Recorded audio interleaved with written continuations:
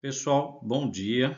A gente vai começar hoje com as aulas de antimicrobianos que eu resolvi dividir em três, tá? Antibacterianos, antifúngicos e antivirais. Eu estou reservando aqui para a aula de antibacterianos algumas das coisas que dizem respeito às outras duas, de tal forma que essa aqui possa ficar um pouquinho maior, mas isso vai ajudar a gente no decurso aí das próximas aulas. Tá ok? Então vamos partir aí para a nossa aula de antibacterianos. E primeiro um alerta, né? Essa aula em especial, antimicrobianos, é uma aula que tem uma sobreposição com outras disciplinas, né? Notadamente farmacologia e a terapêutica. Então o que acontece? É muito difícil a gente não tratar alguma coisa que vai ser tratada também na farmaco e também na terapêutica, mas na medida do possível a gente vai tentar centrar aqui no que diz respeito à microbiologia. Tá? Várias questões relacionadas à prescrição, combinação de droga e dose vão ser vistas na farmaco e na terapêutica.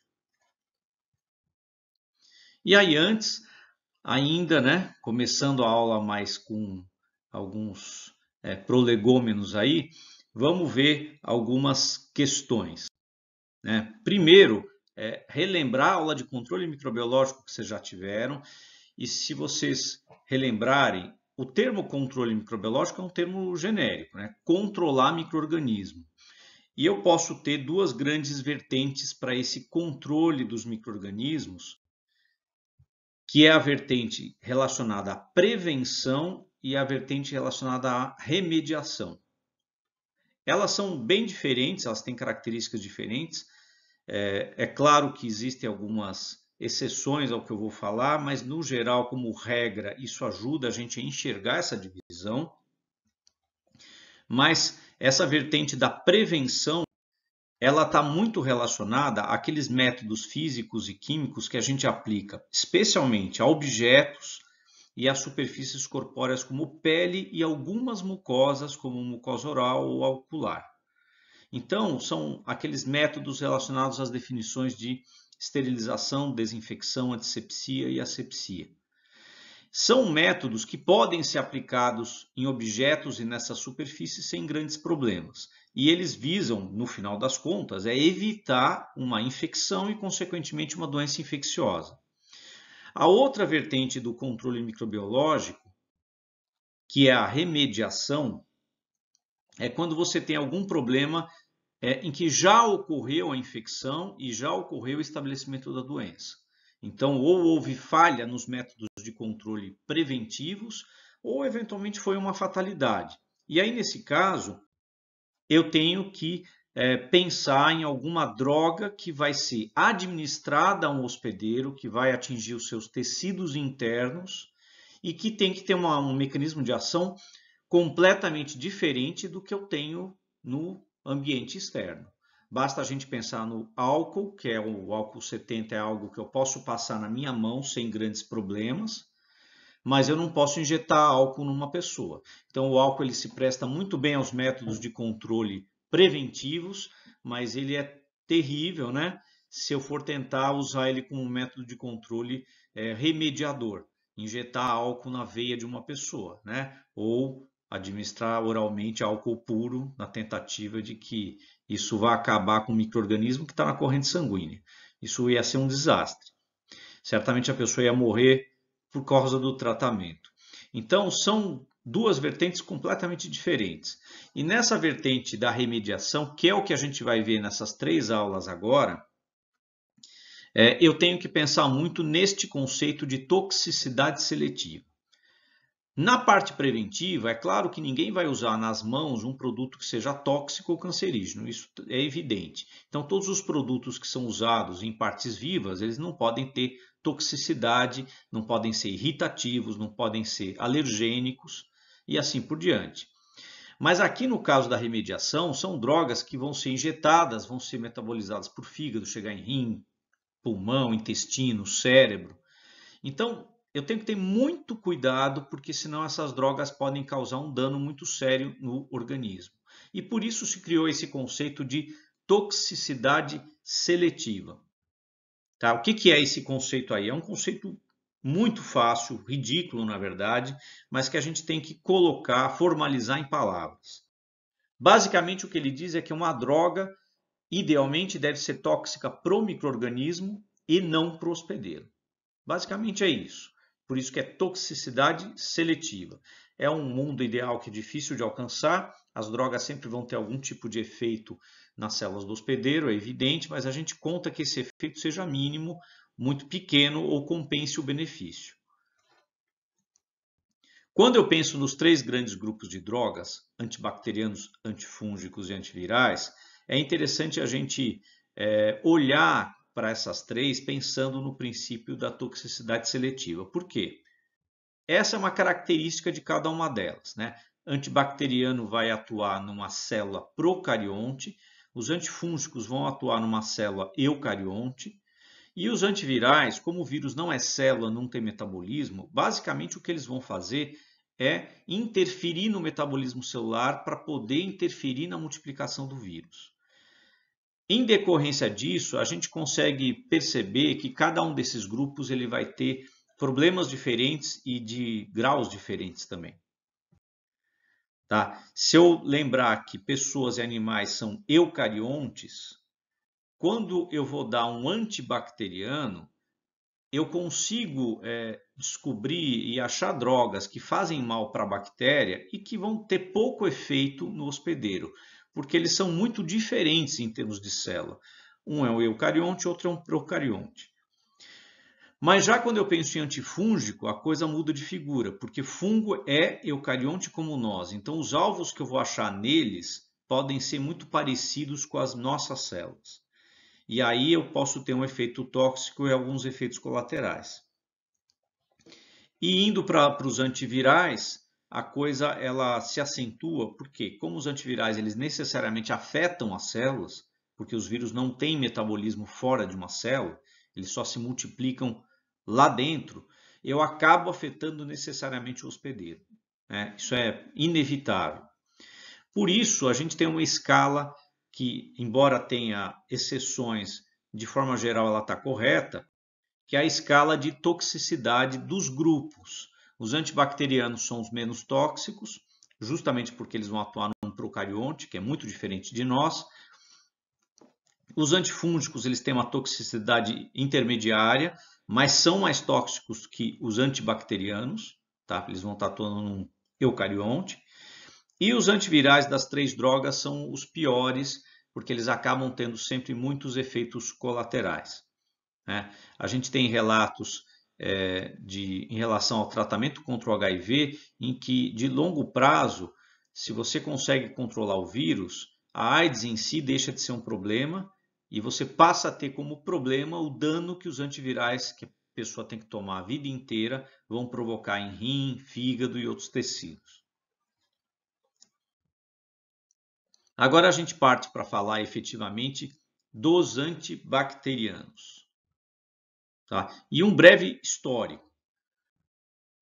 Antes do século XIX, como é que era a coisa de lidar com doenças infecciosas e tratamento de doenças infecciosas? Era algo um pouco caótico, porque, como vocês lembram, a gente não tinha ideia, antes do século XIX, que eram os micro-organismos que causavam as doenças. Então, o que a gente tinha, em uma enorme medida, eram métodos sem base científica, baseados em observação, tentativa e erro, que muito eventualmente podiam funcionar de forma superficial, mas ninguém sabia muito o que estava ocorrendo ali. Um exemplo disso, que eu acho bem interessante, é que tem relatos na China, no século 50 a.C., em que os chineses preconizavam que quem tivesse infecção nos pés, tá? E aqui eu estou mostrando aqui um pé com uma suposta infecção, tá? Quem tivesse infecção nos pés deveria vestir uma sandália embolorada, né? Bom, qual que é o nexo disso, né? Aparentemente eles observaram que isso ajudava em alguns casos. A gente pode inferir, não é possível ter certeza disso, mas que alguns dos bolores que cresciam nas sandálias eram bolores produtores de antibióticos. Isto talvez, né, difundido ali para os tecidos do hospedeiro superficialmente, ajudasse um pouquinho no controle, né? Essa é uma inferência possível de ser feita. Tá? Mas, é óbvio, eles não sabiam nem o que causava a doença, nem por que o bolor ajudava a combatê-la. No século XIX, como vocês sabem, a gente já viu, é o século de ouro da microbiologia. Tá? Então, nesse século, a gente tem a associação entre doença infecciosa e micro-organismos. Então, é justamente a partir desse século que a gente vai ter um desenvolvimento de uma ciência realmente com coerência sistematizada de tratamentos contra doenças infecciosas. Isso não aparece exatamente no século XIX mesmo, mas isso aparece logo no início do século XX, com o Paul Ehrlich, que era um colaborador do Pasteur, e ele desenvolveu uma droga chamada Salvarsan, em 1909, que era uma droga para tratar a sífilis. Era uma droga muito específica, então ela acabou, embora entrando para a história, não ficando famosa, né? Outras doenças continuavam matando e deixando sequelas. Em 1928 é que a gente vai ter a grande revolução do século XX, que é a descoberta da penicilina pelo médico Alexander Fleming, que fez uma observação, ele cultivava micro-organismos no seu laboratório e ele viu que uma das placas que ele tinha semeado, Staphylococcus aureus, caiu um bolor numa extremidade. Eu vou mostrar a própria placa, essa foto é original. Então aqui eu tenho as bactérias, elas foram semeadas na placa inteira, porém um bolor caiu aqui, foi um contaminante. Dizem as más línguas que debaixo do laboratório dele tinha uma loja de queijos, né? E aí alguns esporos dessa loja dos queijos, como gorgonzola, roquefort, teriam subido e contaminado a placa. A gente não tem como saber isso, evidentemente, mas é uma história pitoresca. A questão é que quando ele observou esta placa aqui, o que ele reparou? Que em volta do bolor não tinha crescimento bacteriano ou tinha muito pouco. E aqui, longe do bolor, as bactérias cresceram como deveriam ter crescido. Ele inferiu que esse bolor podia estar produzindo alguma coisa que inibia o crescimento das bactérias. Esse bolor foi identificado como Penicillium notatum e, obviamente, a substância depois foi isolada, demorou para entrar em uso e foi chamada de penicilina. Tá? Os americanos se interessaram pela descoberta. E eles estavam... demorou muito isso, porque na verdade foi até a Segunda Guerra Mundial, essas pesquisas muito incipientes, e os americanos é que produziram em larga escala para tratar feridos de guerra. Então foi só em 1941, que a gente usou a penicilina, e só depois da guerra que ela entrou realmente em uso comercial, vamos dizer, sendo vendidas em farmácias a partir dos anos 50. Então demorou muito tempo, de 1928 até os anos 50, para a gente ter acesso a essa droga.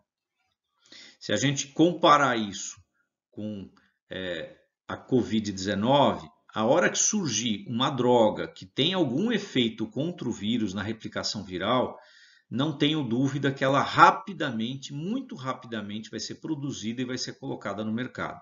A gente não vai precisar esperar mais de 20 anos para ter acesso a ela.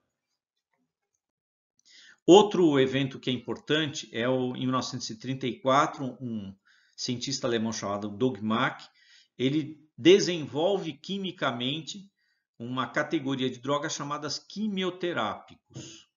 Ele chamou de quimioterápicos, que eram as sulfas que tinham ação antimicrobiana. Né? E aqui um parênteses, né? O que a penicilina e as sulfas elas têm de diferente com relação ao Salvarsan? Elas agem numa variedade muito grande de micro-organismos. Então elas não são usadas só para uma doença, elas são usadas para muitas doenças diferentes. A penicilina, como foi a primeira, ela entrou para a história como uma das 100 maiores descobertas da ciência. As sulfas também têm uma ação mais variada, mas não ganharam tanta fama como a penicilina. E aqui vem uma pergunta. A gente usa a palavra antibiótico para penicilina e usa a palavra quimioterápico para sulfas. Por quê? Porque a definição, a partir da época em que eles foram descobertos, ficou como sendo os antibióticos de origem biológica, então drogas antimicrobianas de origem biológica, e os quimioterápicos como sendo drogas antimicrobianas de origem sintética, porque o Doug Mack ele sintetizou, ele era químico e sintetizou isso em laboratório. Já o Fleming ele isolou a partir de um fungo, então é origem biológica. Esses nomes continuaram sendo usados por bastante tempo, mas a questão é que isso gera um pouco de confusão, porque a gente usa duas palavras distintas que não têm uma funcionalidade prática muito grande quando a gente pensa na prescrição. Então, o antibiótico de origem biológica pode ter ação contra a bactéria ou pode ter ação contra fungos. E quimioterápico a mesma coisa. Então, surgiu uma sugestão que seria abandonar esses nomes. Além de tudo, quimioterápico é um nome que a gente usa para outras categorias de drogas, como aquelas que a gente utiliza para tratar câncer. Então surgiu a sugestão de adotar estes termos aqui, antibacterianos, antifúngicos e antivirais, que são os termos que eu estou adotando na aula desde o começo. Que aí a gente estaria falando o seguinte, olha, um antibacteriano é uma droga, não importa a origem, se ela é biológica ou sintética, mas ela tem uma ação contra bactérias. Então esse nome seria autoexplicativo sobre a função dela. Antifúngicos e antivirais, a mesma coisa. Então, essa sugestão é uma sugestão extremamente sensata, muito boa, a gente tenta adotar, mas o que ocorre? A palavra antibiótico ela tem uma força muito grande, então a gente continua usando a palavra antibiótico a despeito de tudo.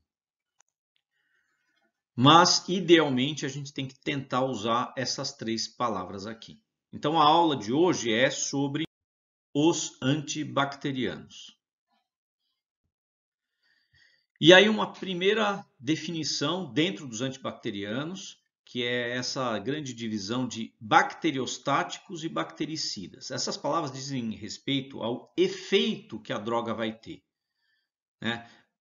Se a gente recordar esses termos aqui, a origem etimológica desses termos, estático quer dizer parado e esse sida quer dizer morte, daí homicida, por exemplo.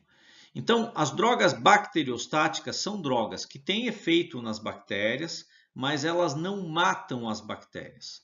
Elas bloqueiam a reprodução, elas paralisam a reprodução das bactérias. E os bactericidas são aquelas drogas que têm a ação de matar as bactérias, efetivamente. Então, muita gente não sabe disso, mas existem drogas que não matam as bactérias, elas simplesmente paralisam a reprodução.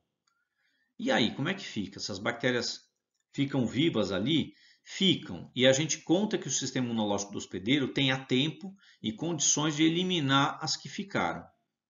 Então, o bacteriostático é uma droga que talvez ela não seja a mais ideal de ser administrada para um hospedeiro imunocomprometido.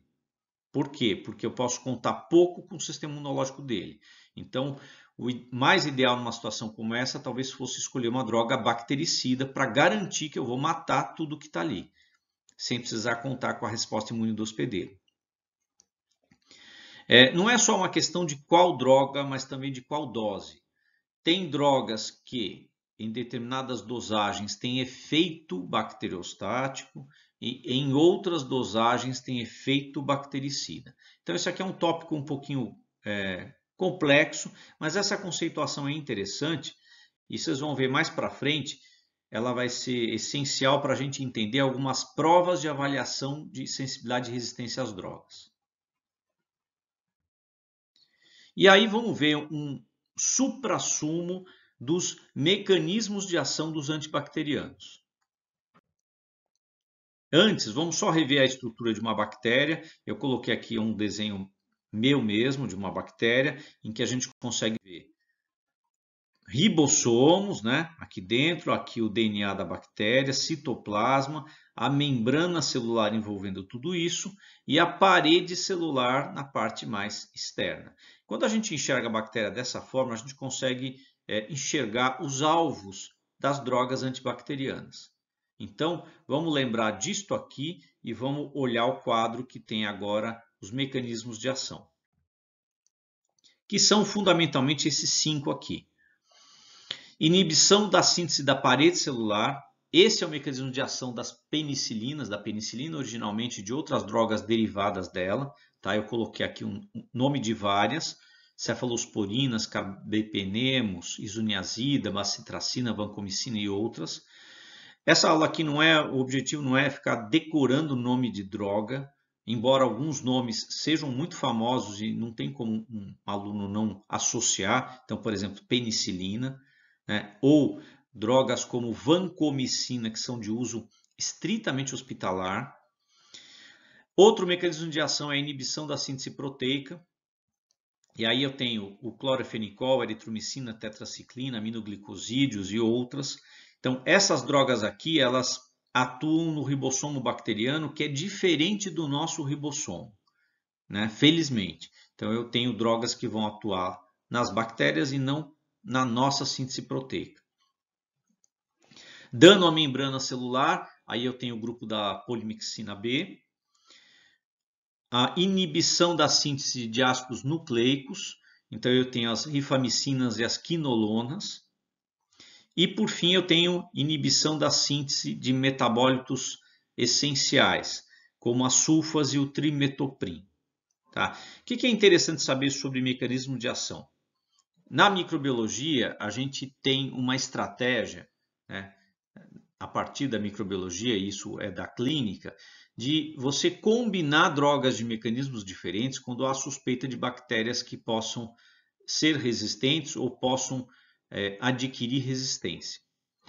Então, quando você combina mais de uma droga com mecanismos diferentes, é mais difícil ela ser resistente a 2 categorias distintas. Então, você tem mais chance de eliminar essa bactéria. Isso ocorre em algumas situações especiais, né? Não é em qualquer situação que você vai combinar drogas diferentes, mas é um conceito que se aplica à bactéria, a fungo e a vírus. Inclusive, o coquetel anti-HIV ele tem esse princípio como base. Combinar diferentes drogas com diferentes mecanismos para evitar a emergência de linhagens resistentes, visto que vírus tem uma multiplicação absurdamente rápida, né? Então você tem a emergência de linhagens resistentes às drogas com muita facilidade.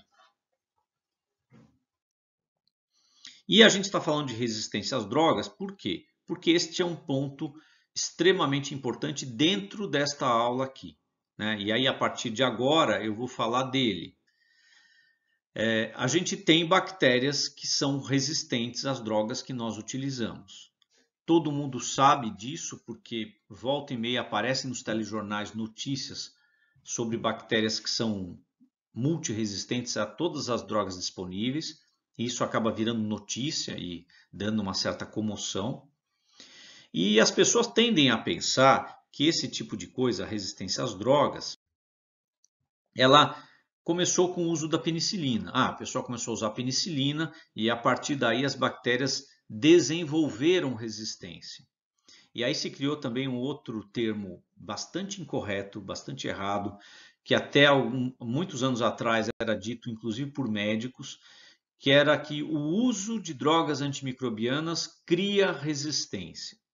Esse termo está errado, né? Isso aí, se cair na prova alguém colocar cria resistência, não só vai tirar nota baixa, como vai para o inferno também. É um pecado mortal dentro da microbiologia esse tipo de colocação, tá? O termo correto, a gente vai ver, é selecionar, mas isso nós vamos falar daqui a pouco. A pergunta anterior aqui que eu quero me pegar é a seguinte: será que a resistência começou com o uso da penicilina lá nos anos 50, 40, 50? Será que foi isso que aconteceu? Durante algum tempo, as pessoas acreditaram que sim, mas o que ocorreu é que se descobriu elementos genéticos de bactérias que estavam aprisionados no permafrost e que tinham, aí por datações, mais de 30 mil anos. Então você tinha bactérias resistentes a drogas há 30 mil anos atrás, muito antes da gente ter a penicilina. Isso significa que as bactérias já estavam sob pressão seletiva de drogas antimicrobianas. E faz sentido, porque se a gente pensar que a penicilina veio de um fungo, né, que está na natureza e que está convivendo com bactérias, é muito natural que onde ele está crescendo e liberando a penicilina, e aliás, por que ele faz isso? É para eliminar a concorrência bacteriana, ele tem mais espaço e alimento para crescer ali. Algumas bactérias sejam selecionadas e acabem se tornando bactérias resistentes, né? Então você tem um processo de seleção de resistentes desde muito tempo atrás.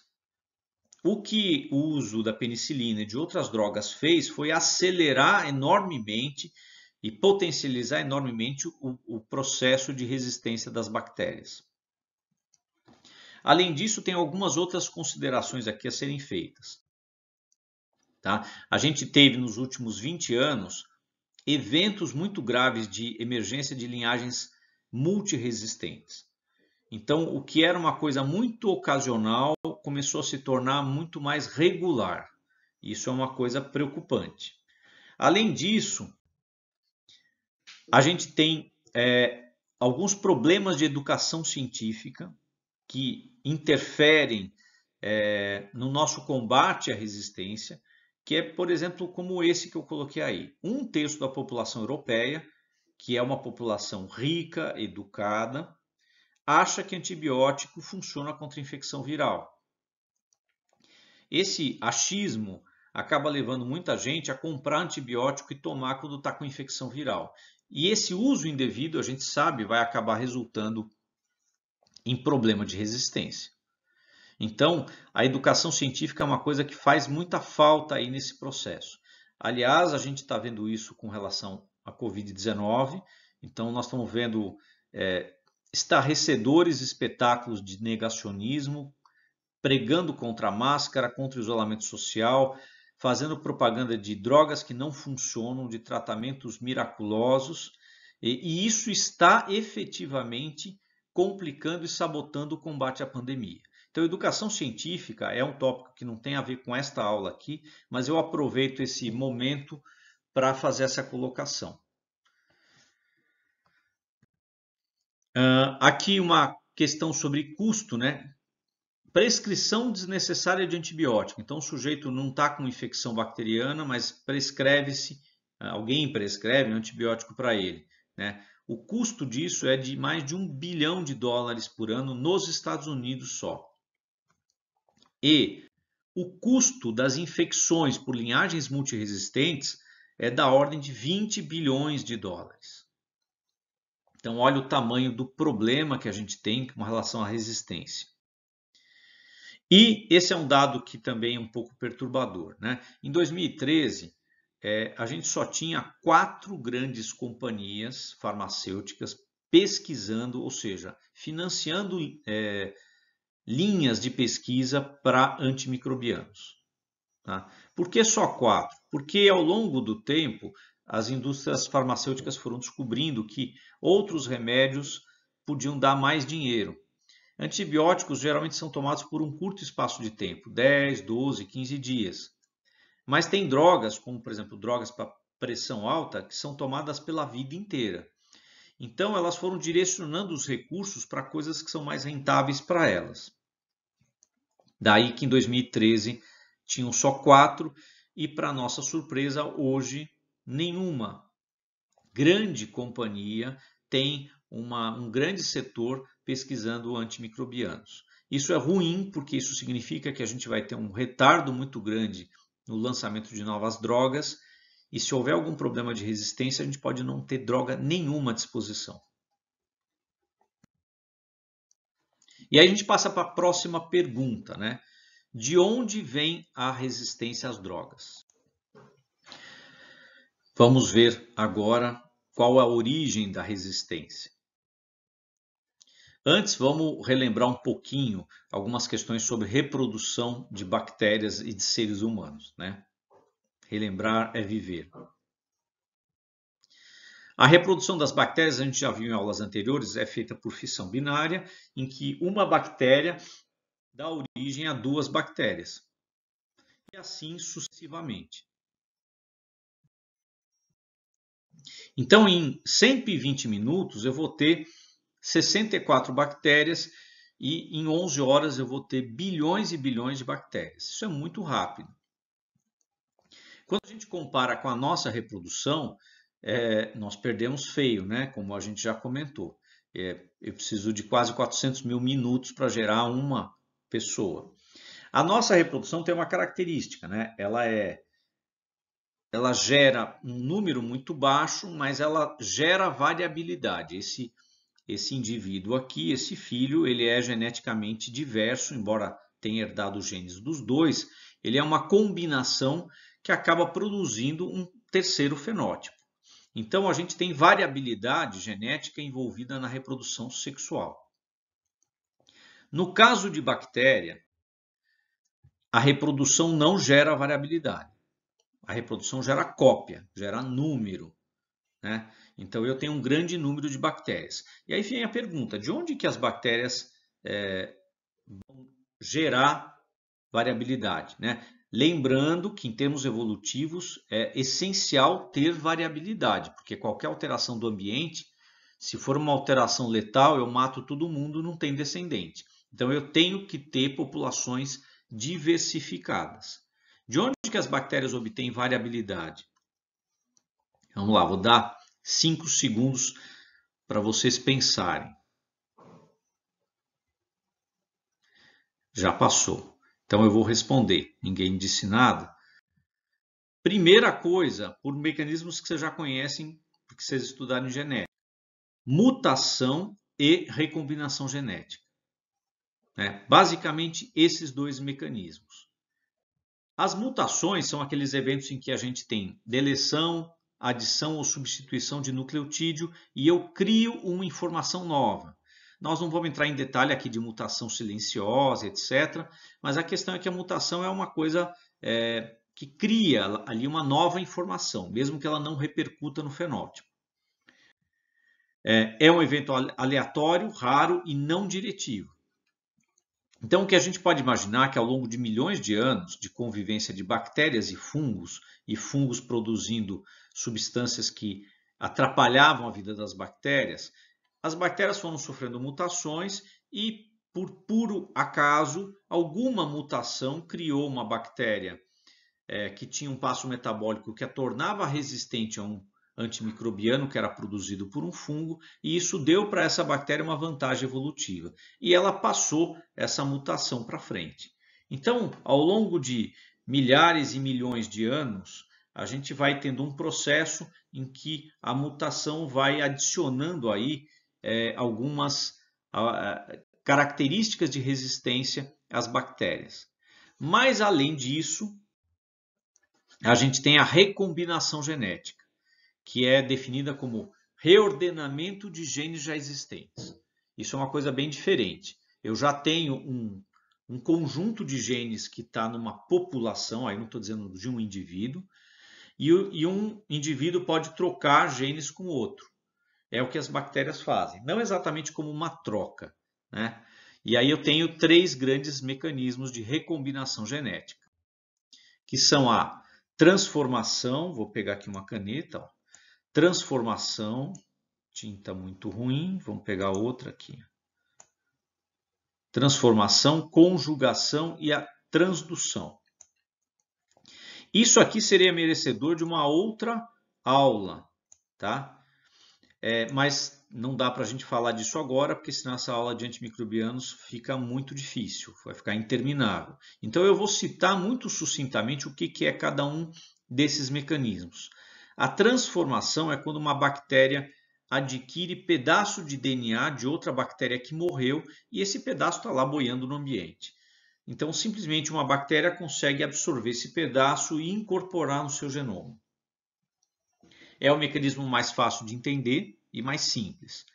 A conjugação é provavelmente o mecanismo mais importante para nós em termos de resistência. Por quê?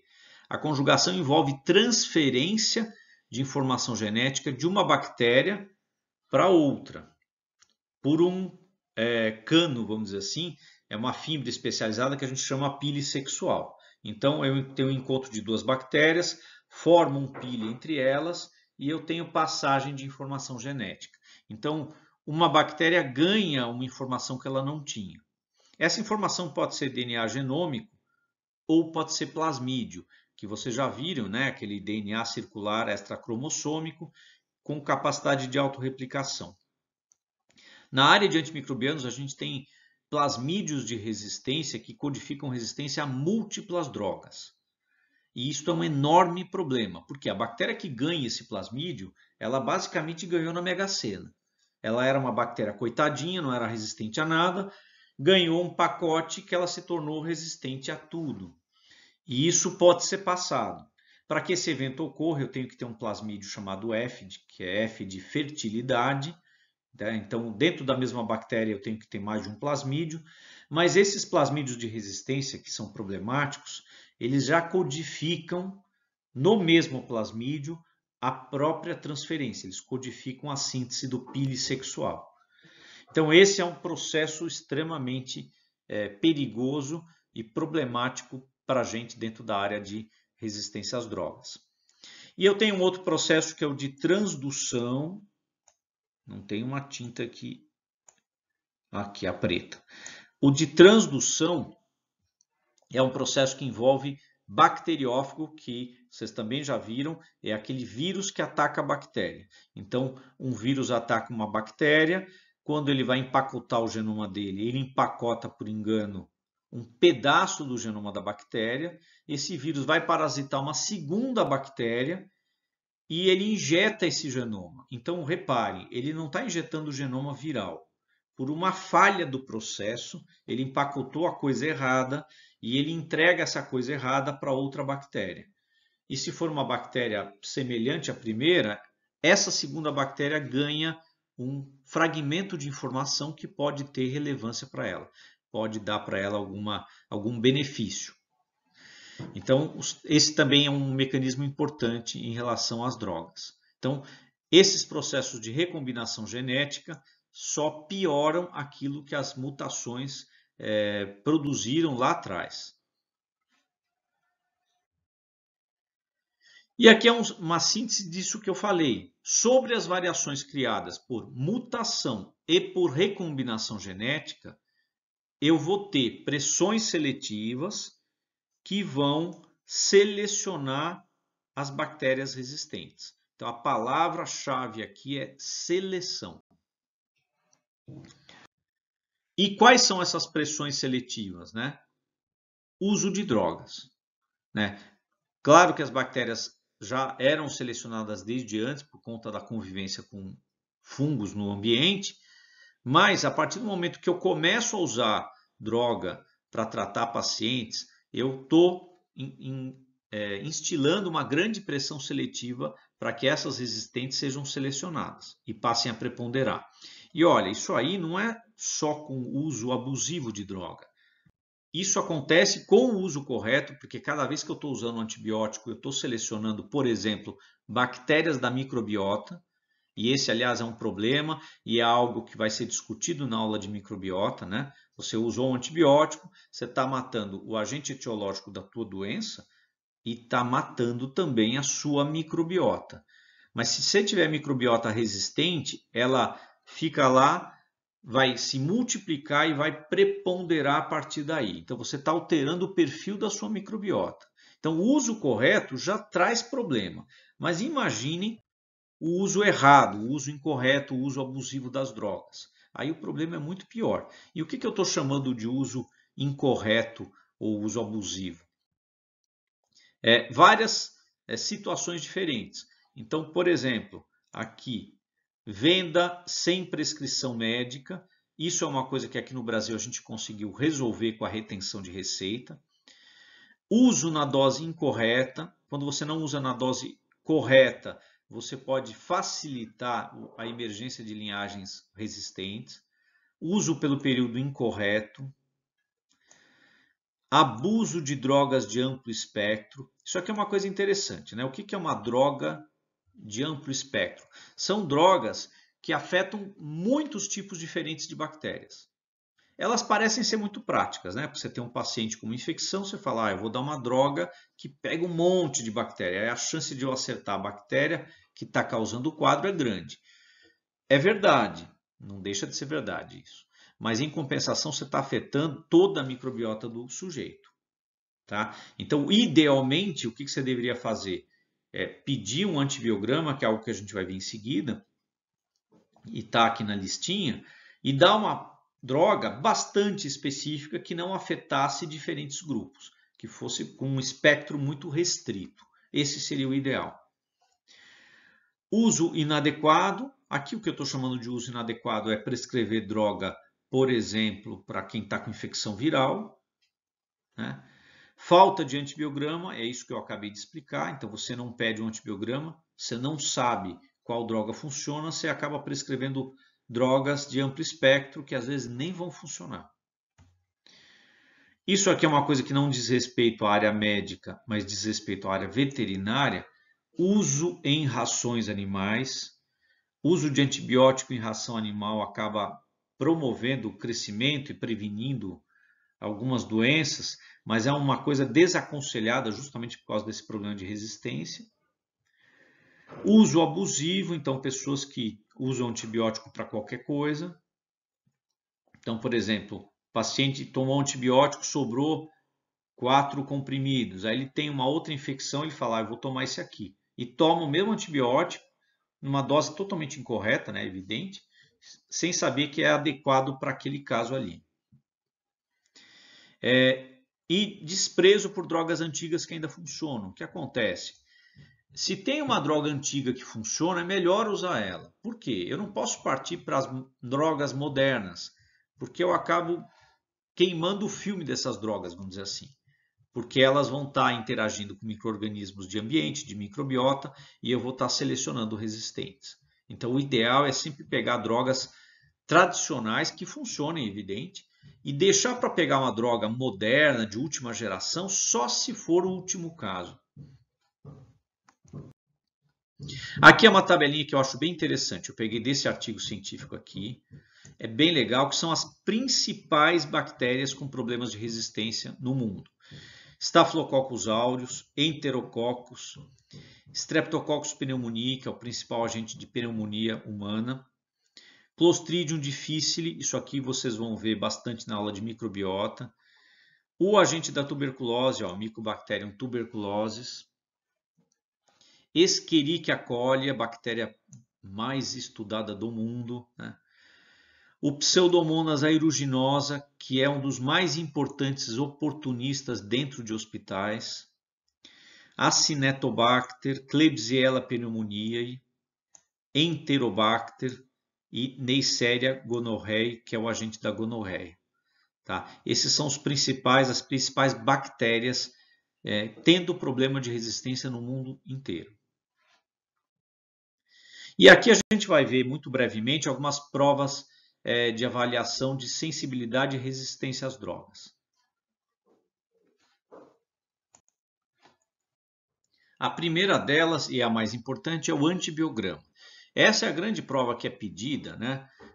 Quando você quer saber qual é a sensibilidade e resistência de um isolado de uma determinada infecção de um paciente. Então, seguindo uma sequência lógica, eu tenho um quadro clínico, por exemplo, infecção urinária, eu peço o diagnóstico, então vão coletar a urina, vão isolar o agente, vão identificar o agente e vão me dizer, olha, é Escherichia coli, olha, é Proteus mirabilis, enfim, eu vou ter o agente e a partir daí eu peço o seguinte, eu quero saber qual que é o perfil de sensibilidade e resistência desse agente. Por quê? Porque isso varia. Uma vez que as bactérias podem sofrer mutação e podem se recombinar, eu posso ter uma E. coli perfeitamente sensível e eu posso ter uma E. coli perfeitamente resistente. Então é por isso que a gente estabelece o antibiograma. E a gente tem uma definição do antibiograma, como é feito nesse contexto como uma prova de difusão em placa que avalia sensibilidade e resistência de um isolado frente a várias drogas. Essa técnica aí, ela foi desenvolvida por alguns autores e ela ficou famosa como técnica de Kirby e Bauer, né? O trabalho original tinha 3 autores, mas o terceiro nunca é citado, talvez possivelmente fosse um estagiário, né? E acabou não ganhando muita relevância. Mas essa técnica é conhecida por esse nome aí. Como que ela é feita? A gente tem uma série de padronizações. Uma delas é o meio de cultura, que é chamado Miller-Hinton. Eu semeio nesse meio de cultura uma suspensão de bactérias do isolado clínico. Então, o laboratório isolou, ele vai pegar essa bactéria e vai semear na superfície desse meio de cultura, vai fazer uma suspensão e semear. E em seguida vai colocar nessa superfície uma série de discos embebidos em drogas, que é o que está sendo representado em amarelo aqui, ó. Tá? O que acontece? Quando esse disco ele toca o meio de cultura, ele vai difundir a droga que está nele para o meio de cultura. Vai formar um gradiente de droga. Consequentemente, se a bactéria for sensível, ela vai se ressentir disso e não vai conseguir crescer em torno do disco. E aí eu vou ter o aparecimento do que a gente chama halo de inibição de crescimento, que é o que eu estou mostrando aqui. Então é isso aqui, ó. Isso eu estou rodeando aqui em amarelo. Acho que essa cor fica melhor. Ó. Isso aqui é um halo de inibição de crescimento. E aqui, o slide pulou sozinho, mas vamos lá. Aqui eu tenho 4 halos de inibição de crescimento também. Tá? Isso que vocês estão vendo aqui, esse amarelo, é o crescimento da bactéria. Ela forma um creme assim na superfície do meio de cultura. Na interpretação do antibiograma, não é o caso da gente descer para isso aqui. A gente vai medir esse diâmetro aqui, vai olhar numa tabela e vai ver se essa droga tem o potencial de ter efeito clínico, porque isso aqui é uma prova in vitro e o que me interessa é o efeito in vivo. E aí a gente tem alguns parâmetros que tem que ser levados em conta. Não basta ter o halo tem que ter um certo tamanho, tá? E não necessariamente o maior halo é o melhor. E eu tenho outras 2 provas que são importantes, que é a concentração inibitória mínima e a concentração bactericida mínima. Ó, prestem atenção, porque no final dessa explicação aqui, eu vou fazer uma pergunta valendo aí meio ponto na disciplina de anatomia. Depois vocês pedem para os professores, tá? Mas vamos ver quem que consegue matar o pulo do gato. A concentração inibitória mínima é uma coisa mais simples de entender e eu vou descrever aqui como é que a gente chega nela. Essas aqui são as siglas, tá? SIM e CBM. No caso da concentração inibitória mínima, eu pego 10 tubos de ensaio, coloco a mesma quantidade de meio de cultura, como vocês estão vendo aqui, ó, mesmo volume de meio de cultura. Eu pego um inóculo de micro-organismo, então a partir de uma cultura pura, eu pego um inóculo e eu semeio esses tubos todos com a mesma quantidade. Então cada tubo vai receber exatamente a mesma quantidade. Então esses tubos são iguais em termos de meio de cultura e em termos de quantidade de bactéria. O que vai variar agora? A droga. Eu vou acrescentar quantidades crescentes da droga. De tal forma que aqui no primeiro tem quase nada de droga e aqui no último tem um tantão de droga, ó, uma bola gigante. Então isso está diferente em cada tubo, a quantidade da droga. Eu vou pegar tudo isso, vou incubar a 37 graus, deixar de um dia para o outro e depois eu vou olhar no dia seguinte para ver onde houve crescimento bacteriano. Então reparem, o meio é o mesmo, a bactéria é a mesma e na mesma quantidade, o que está variando é a quantidade da droga. Isso que está sendo mostrado aqui é uma figura de livro, né? São aqueles 10 tubos. Se vocês repararem, eu vou tingir de amarelo, a gente tem aqui ó, a quantidade da droga, 100, vamos supor que sejam 100 miligramas, 50, 25, 12,5, 6,25, está sempre caindo pela metade. Tá? Isso foi incubado, foi tirado da estufa. Meio líquido, como é que a gente constata crescimento bacteriano? Quando ele fica turvo. Lembrem, por exemplo, de pacientes que têm infecção urinária. Como é que fica a urina do sujeito? Ela fica límpida, cristalina? Não, ela fica turva. Por quê? Está cheio de bactéria ali e isso dá uma refração na luz. Aqui no meio é a mesma coisa. Eu tenho crescimento aqui, tenho crescimento aqui nesse outro tubo, neste e neste. Então, no tubo 3,12 eu ainda tenho crescimento, mas no tubo 6,25 não. Então, eu considero o quê? A concentração inibitória mínima é 6,25. Tá? Porque se eu pular para 3,12 já tem crescimento, não está inibindo nada. Aqui eu estou considerando que está inibindo o crescimento. Tá? Então, essa é a maneira da gente chegar nessa variável, concentração inibitória mínima. Esse tipo de teste, em algumas situações, ele é necessário além do antibiograma. Tá? Mas agora eu quero deixar aqui a pergunta para vocês pensarem. Eu estou falando aqui de concentração inibitória mínima, mas como que eu descubro a concentração bactericida mínima? Ou essa concentração é a concentração bactericida mínima? E eu estou enganando vocês. Pensem nisso. Durante a aula assíncrona, a gente vai discutir esse assunto. Tá ok? Então, com isso, a gente encerra a primeira parte da aula. Eu sei que vocês estão animadíssimos pela segunda e pela terceira. Em breve, eu estou postando aqui. Não esqueçam que tem as testagens em separado relacionadas a cada uma dessas aulas. Tá ok, gente? Até mais!